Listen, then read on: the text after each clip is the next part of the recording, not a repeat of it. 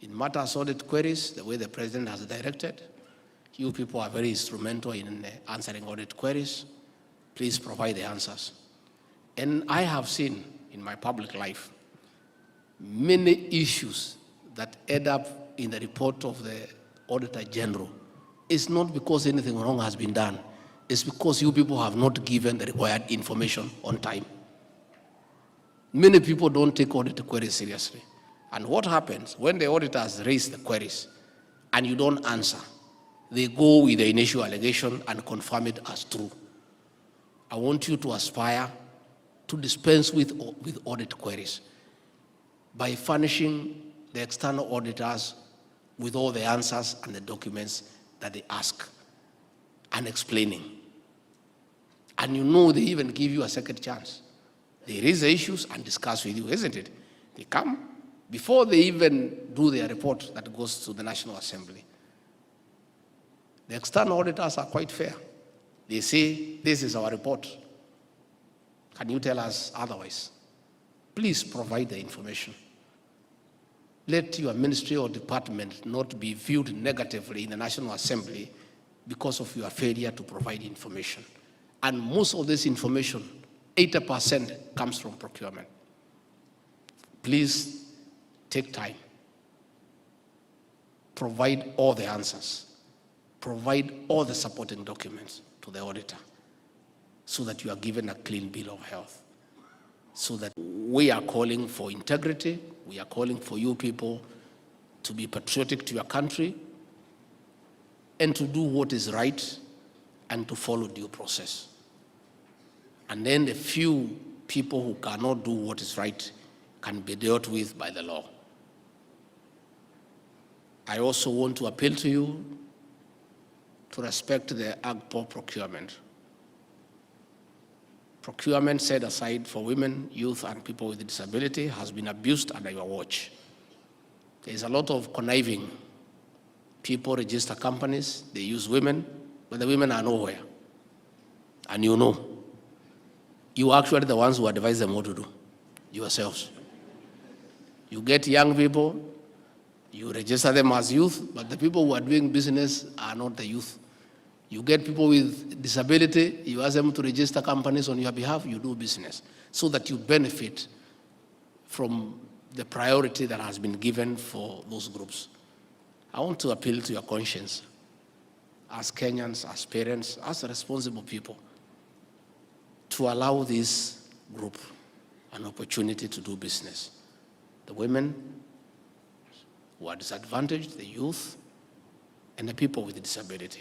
And it's about you people, because you know these people, and you should not participate in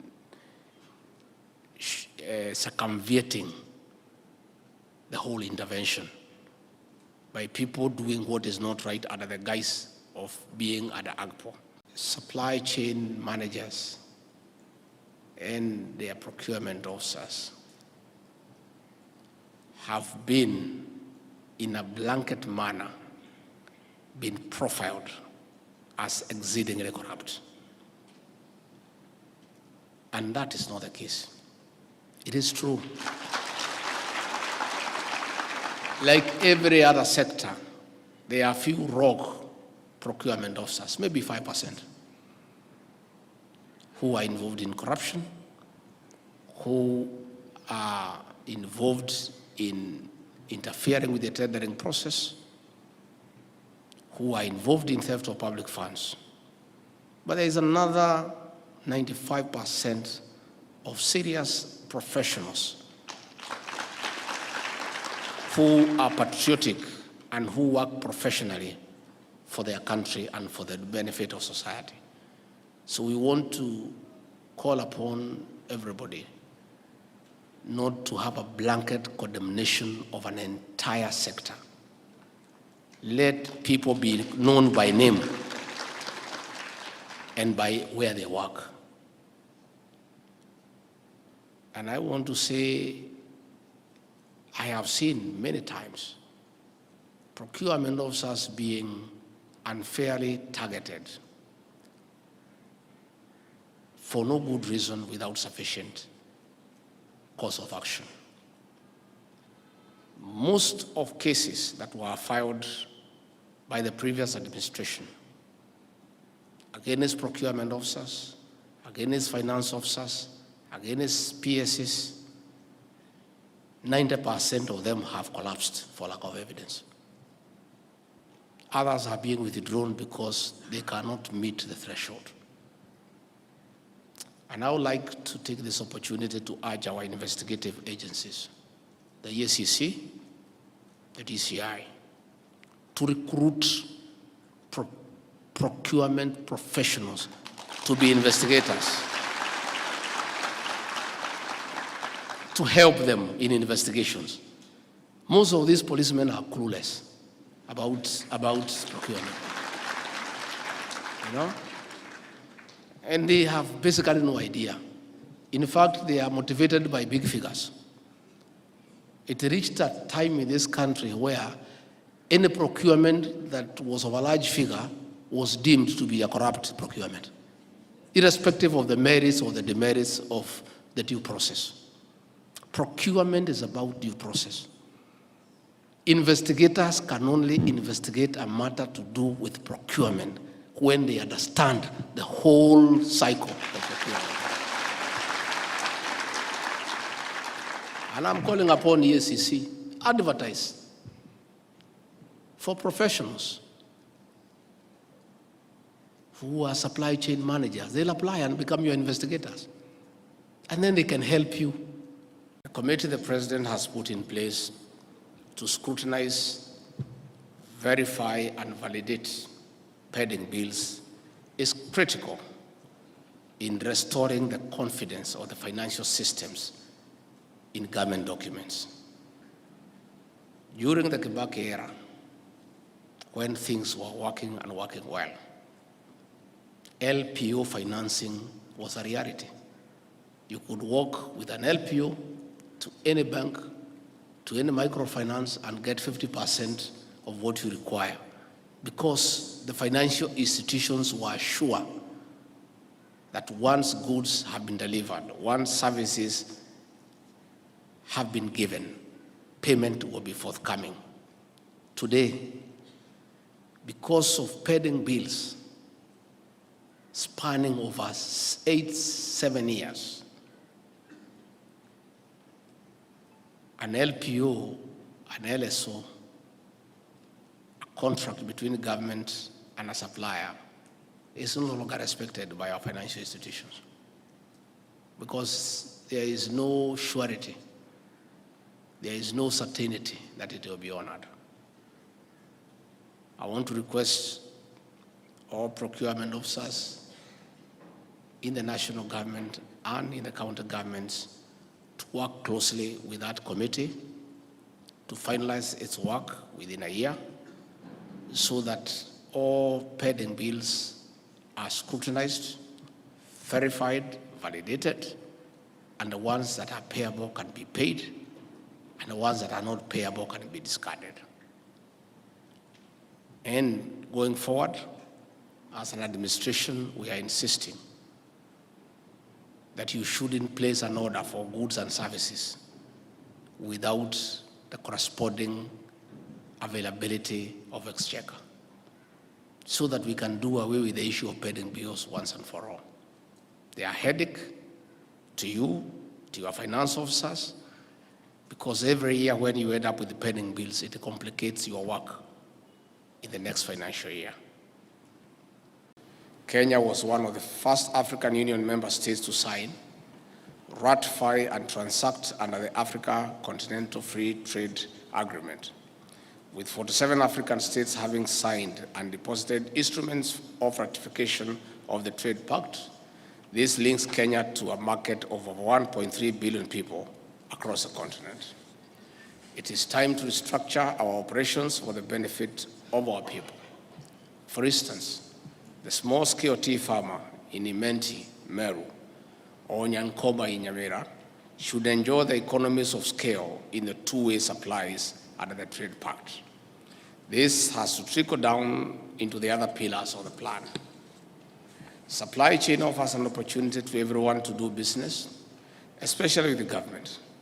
However, emerging enterprises may be locked out of tenders because of limited financial muscle. Although our country has been ranked among the top in financial innovation, micro, small and medium enterprises face a 2.2 trillion Kenya shillings funding deficit. This is one of the reasons more than 80% of potent MSMEs wither before their third birthday. President William Ruto established a full-fledged ministry on MSMEs and cooperatives to ease access to financial support and spur growth from the bottom. It is a lifeline for MSMEs which may not access funding from mainstream financial institutions. Most SMEs require between 100,000 Kenya shillings and 1 million Kenya shillings. The Hustler Fund is bridging the financial gap with varied products, including the Hustler Group Fund. But this financial inclusion will make sense if we actualize the tendering process to also favor upcoming enterprises, which may not have a rich track record.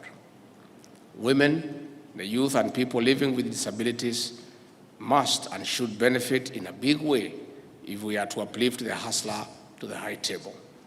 That is why the supply chain must ensure tendering processes are inclusive. Distinguished participants, we cannot have an inclusive supply chain that does not value integrity. We cannot have an inclusive supply chain that does not regard transparency and non-interference. The supply chain has the key to birthing the next generation of millionaires from the bottom. This is through encouraging and fully implementing a transparent and fair tendering and procurement process. In the face of digital technology, doing business with government should be highly open for public scrutiny with monitoring and follow-up mechanisms.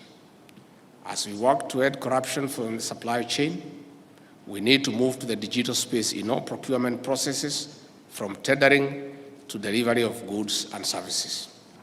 With more innovation, as we move to incorporating artificial intelligence, minimizing human interaction in e-procurement, we will save the public billions of shillings ordinarily lost to corruption. We have the capacity to implement foolproof systems. We have adequate laws, and we are ready to strengthen the existing ones where there are gaps. Distinguished guests, we cannot keep complaining that we lose billions of shillings to corruption. The government has allocated taxpayers' resources to institutions to root out this vice. I'd like to appeal to the public to also support the relevant agencies in evidence-based complaints on corruption. We must not normalize corruption, no matter how small it is. We all have a stake in clean business in the supply chain. On this note, I look forward to a robust and specific action points for our consideration. I now declare the second supply chain national dialogue officially open. You officially opened the second supply chain national dialogue a few days after our President, His Excellency William Ruto, inaugurated the pending bills verification committee. This is to validate what the government owes suppliers of goods and services. The President decided to verify nearly 600 billion Kenya shillings worth of pending bills for payment to unlock the investment potential of this great country. This will not only revive enterprises and spur economic growth, but also enhance confidence in private sector doing business with government. To streamline the supply chain sector, such conversations as you have here today of diverse stakeholders are critical in identifying salient issues and recommending operational, legal, and policy reviews. Distinguished participants, this supply chain national dialogue, this is the first supply chain dialogue under our administration. Supply chain is a critical component under the 5 pillars of the Kenya Kwanza plan. As per the theme of the conference, the government is interested in knowing how the supply chain will contribute to achievement of the plan in agriculture, micro, small, and medium enterprise economy, the housing and settlement, the healthcare, and the digital superhighway and creative economy. This is of great interest to us as an administration. For instance, we are undertaking reforms in the agricultural sector to put more money into the pocket of the farmer. For full realization of this initiative, the supply chain has a direct contribution to lowering the cost of production. A long and bureaucratic process in procurement and supply of farm inputs piles the cost onto the farmer. Cheaper farm inputs means farmers produce more to a surplus for export. Distinguished participants, similarly, there should be a streamlined supply chain linking the supplier directly to the consumer. Furthermore, the supply chain must align its operations to seize and capture emerging opportunities.